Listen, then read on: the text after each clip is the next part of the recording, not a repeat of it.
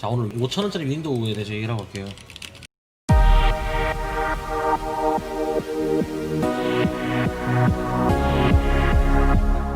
개인적으로 말씀드릴게요. 이거 인증은 아마 될 거예요. 근데 문제가 있습니다.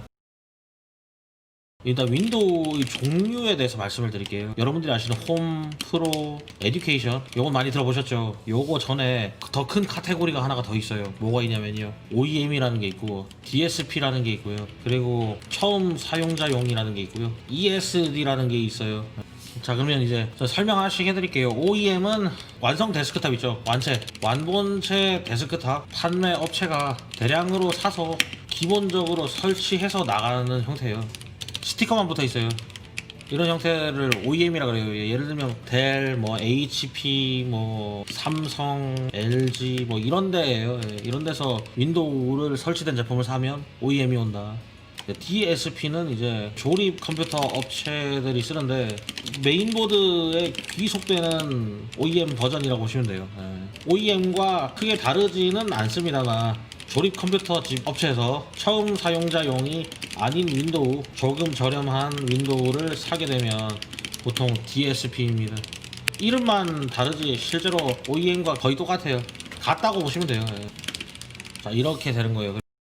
자, 그러면 이제 처음 사용자용, 자 이렇게 패키지로 나오죠. 이게 처음 사용자용이에요.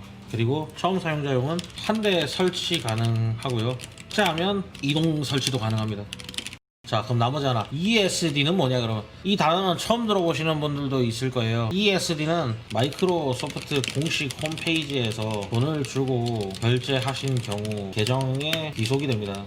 해당 제품은 무조건 처음 사용자용이고요, 로그인 시에 보유 내역에서 확인할 수 있습니다. 그리고 하나 더 있어요. 학생 거 소개해달라고 했는데 학생, 해당 대학이 마이크로소프트와 계약을 해서 학생들한테 배포하는 것이고 당연히 정품입니다. 자, 여기서 문제가 있어요. 가끔 보면 쇼핑몰 사이트에서 저렴한 윈도우를 ESD라고 광고를 하면서 팔아요. 그러면 이제 뭐가 문제냐면요, 마이크로소프트는 ESD를 팔 수 있는 권한을 다른 업체에 준 적이 없어요. ESD 중에서 진짜는 마이크로소프트 공식 홈페이지에서 구매한 것들 뿐입니다. 그 얘기는 뭐냐, 다른 데서 구매한 건 ESD가 아니란 얘기지. 자, 그러면 도대체 이 키들은 뭘까요? 해외에서 알 수 없는 경로로 유통된 키들입니다. 이걸 사다가 되팔렘 하는 거라고 보면 돼. 보통은 그렇더라고요. 키가 막힐 수 있고요. 그리고 인증은 아마 될 거예요. 그럼 뭐가 문제냐, 이제 솔직히 집에서 쓰시는 분들은 상관없을 수도 있어요. 또 사면 되니까. 솔직히 제가 컴퓨터를 하고 있는 입장에서 말씀드리면 소프트웨어는 돈 주고 사야 됩니다. 그래야 소프트웨어 업체들이 발전하는 거예요. 돈 주고 사야 되는 게 맞는데 진짜 내가 여기에 돈 쓰기 싫으신 분들이 이걸 알고 사는 경우도 있고 모르고 사는 경우도 있더라고요. 어쨌든 뭐다? ESD는 아까 말씀드렸지만 마이크로소프트만 팔 수 있다. 그렇기 때문에 해당 업체들은 저작권법 위반이라고 보면 됩니다. 왜냐면 마이크로소프트가 권한을 준 적이 없잖아. 자, 그러면 이제 개인 해당 윈도우를 쓰더라도 상관없을 수도 있음으로 하겠습니다. 업체 또는 사업자 잘못 산 겁니다. 무조건 패키지가 있는 제품 또는 공식 홈페이지에서 결제하셔야 됩니다. 이거는 확실하게 짚고 넘어가야 되거든요. 이 부분 같은 경우는 나중에 큰일 날 수 있으니까 참고하세요. 이걸 안 잡는 이유에 대해서 얘기를 해보면, 개인적으로는 마이크로소프트가 저들을 안 잡는 이유는 너무 사람이 많어. 일일이 잡아도 나올 게 별로 없어요. 그리고 소송 비용도 많이 들고, 예전에 컴퓨터 집 있죠, 불법으로 깔아주고 컴퓨터 집도 안 잡았잖아요. 내가 좀 예전에 봤는데 자기 집이 사업장인 경우도 있더라고요. 보니까 해외키 사다가 되팔렘 하는 거 맞을 겁니다. 개인적인 생각으로는 이것들을 일일이 잡는 게 너무 시간적 낭비와 기회비용이 크다 라고 판단을 하는 것 같아요. 차라리 점유율을 늘리는 게 더 낫다라고 보는 걸 수도.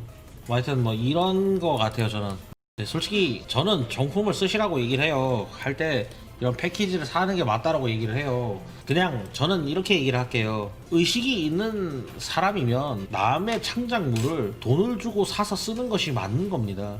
최소한 내가 그것을 과거에 몰랐을 때 또는 인지하지 못하고 있었을 때는 그냥 넘어갈 수 있어. 왜냐면 몰랐으니까. 근데 안 시점에서도 그것을 이행하지 않는다는 것은 저는 도덕성에서 봤을 때 절도에 가깝다고 보는 입장입니다.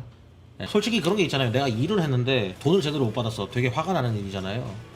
그 마이크로소프트는 대기업이지만 마이크로소프트 입장에서도 굉장히 화가 나는 일이라고 생각을 해요. 그들의 제품밖에 대안이 없긴 하지만 그들의 창작물에 대해서 존중을 해줘야 되는 것이고, 그래서 그들이 제시한 방법대로 물건을 사서 써주는 것이 맞다. 그래서 저희는 컴퓨터 대수만큼 이거 다 있어요. 참고로 한 박스당 한 대가 원칙입니다. 두 대면 두 개 있으셔야 돼요. 팀뷰어도 돈 주고 사서 쓰고요. 그리고 한글도 돈 주고 사서 쓰고, 엑셀도 당연히 돈 주고 사서 씁니다. 심지어 엑스스플릿도 나는 돈 주고 샀었어.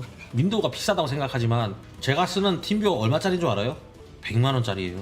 한글도 있잖아요. 저는 40몇만 원짜리예요. 개인용은 5만 원짜리지만 오피스도 개인용은 좀 더 싼 걸로 알고 있는데 업체용은 20몇만 원이에요. 뭐 개인용과 업체용의 가격을 다르게 해놓은 게 좀 솔직히 짜증나긴 하는데 다 돈 주고 사서 쓴다. 어쨌든 솔직히 뭐 비싼 편이긴 하지만 오토캐드나 카티아 같은 앱에 비해서는 싼 편이죠. 그런 거는 뭐 몇백 몇천씩 하니까 그런 거 생각해보면 윈도우는 뭐 비싼 편은 아닌 것 같아요. 자신들의 완성도에 따른 그 가치를 하는 거니까. 소프트웨어를 아는 입장에서 윈도우를 봤을 때는 윈도우가 비싼 액수가 절대 아니에요. 왜냐면 거기에 포함된 것들이 굉장히 많잖아. 디펜더도 있죠, 엣지, 익스플로러 같은 것도 있고 굉장히 많잖아요. 일단 기본적으로 탑재된 앱들이. 이걸 기본으로 해서 다른 걸 또 하잖아. 소프트웨어는 돈 주고 사서 쓰는 게 고용 창출도 되고 돈 그거 하고, 저는 그게 맞다고 생각을 해요. 그러니까 남의 창작물은 구매를 해주는 게 맞아요. 예.